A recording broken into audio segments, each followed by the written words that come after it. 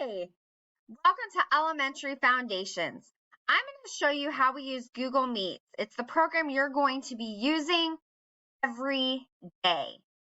We use this all the time in our course, so I want you to be very familiar with it and all the special tools that you can use.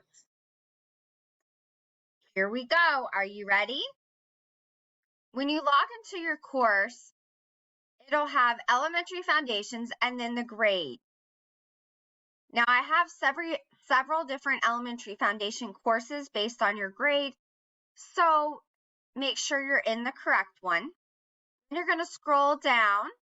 You'll notice on the right-hand side, you'll see this awesome widget telling you a little bit about myself, Miss Williams, and it'll have all my contact information, and then right under that, you'll see another widget that says Live Session, and it'll have the schedule of when our live sessions are and what group you're in. And that may change as the year goes on, or I need to move some people. But you'll also notice right here, there's the meeting link. So whenever live session is going to happen, that's where you will go to find your meeting link. So you're going to click on the link. And then it's going to bring you to the meeting. Now here it's going to tell me camera failed because I'm recording right now and I can't be on two things at the same time. And that's okay. I'm going to turn my microphone and camera off. And that's just because I'm currently recording. But you could turn them off when you join until everyone's in the meeting, and then you could turn them back on. Okay? Now, if you wanted to check your settings, you see these three little dots right here. You could click on that. You could go down to turn on captions. And it would let you turn on captions if you wanted to see the words instead of hear everything. You could also go down here to settings. This is where you want to make sure that you have everything set up correctly. If you had more than one microphone or a headset and a laptop, you want to make sure you're on the right one. This is where you would do that and choose. Okay, same thing with speakers. You can also go over here to video, and it would tell you if you had more than one option. You could adjust the lighting if you want to make sure that it's easier to see you. You could adjust the framing.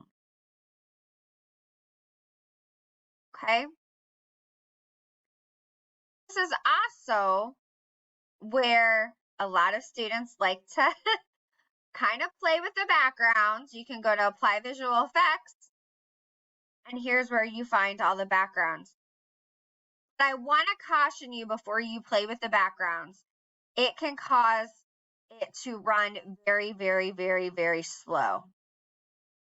So I tend to caution students, don't play with the backgrounds, because then we're going to get in a meeting and it's going to freeze and we're going to have issues. Okay. So once you're in here, then you're going to click join. Now, as a student, when you click join, it's going to say, I'm going to notify Miss Williams that you want to join the meeting, and you're going to have to wait until I let you in. Now, I'm also going to join on my phone so that I can show you what happens. Okay, so this is what it would look like for you as a student. It would say, you know, waiting for you to join, and this is what it tells me, and I let you in. Okay, this is our Google Meet. Now, a lot of times people are like, Miss Williams, I can't see what you're doing in Google Meet. You're holding something up and I can't see it.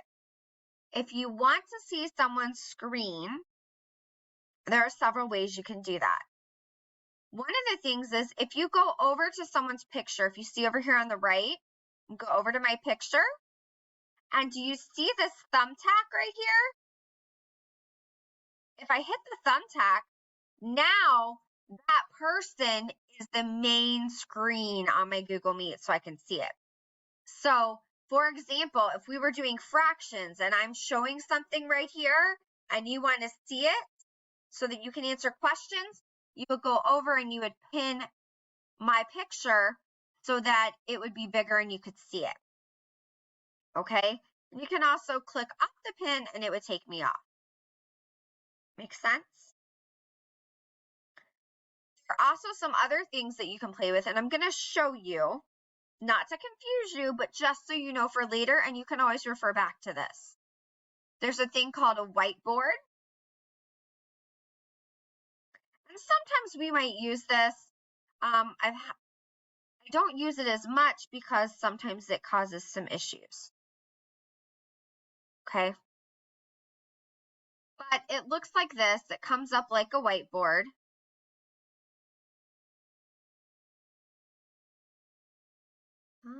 If I can get it to move down. And it has some other tools where you can draw and do different things. And students can join in there and we can work on some things. I tend not to really use that much because sometimes it does, again, freeze Google Meet. You can also go down here to change layout. Now, this is if you want to see people or see your meeting differently, you can do tiled. You can do spotlight. Okay, you can play with it right here. You can also make the tiles bigger or smaller down here. Okay, you can turn captions on or off, and that's where you can see the words that people are saying. So that's really nice if for some reason you can't handle a lot of noise or a student can't handle a lot of noise and you just want to be able to read it. Okay. So those are the main things that you're going to use for Google Meets. Sometimes if there's a lot of background noise, I may have to mute your mic.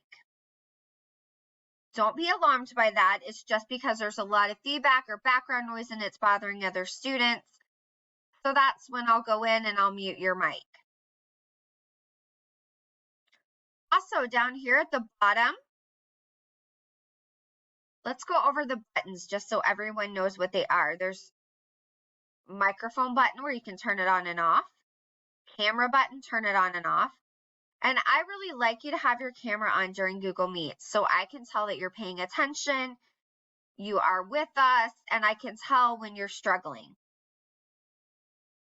Caption button, this is where it gives you the words to see what people are saying. Raise your hand. This is wonderful. When I ask a question, you can click on that. See how it shows a little hand right here? And it tells me that you are ready to answer the question or you finished the activity, whatever it may be.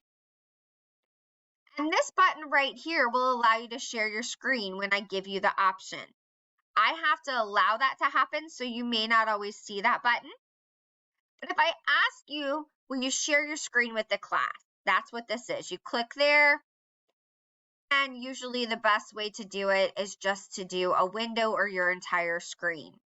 A window would just be this whole thing right here. Okay, a lot of times students do their entire screen. Now, we also have this option called chat.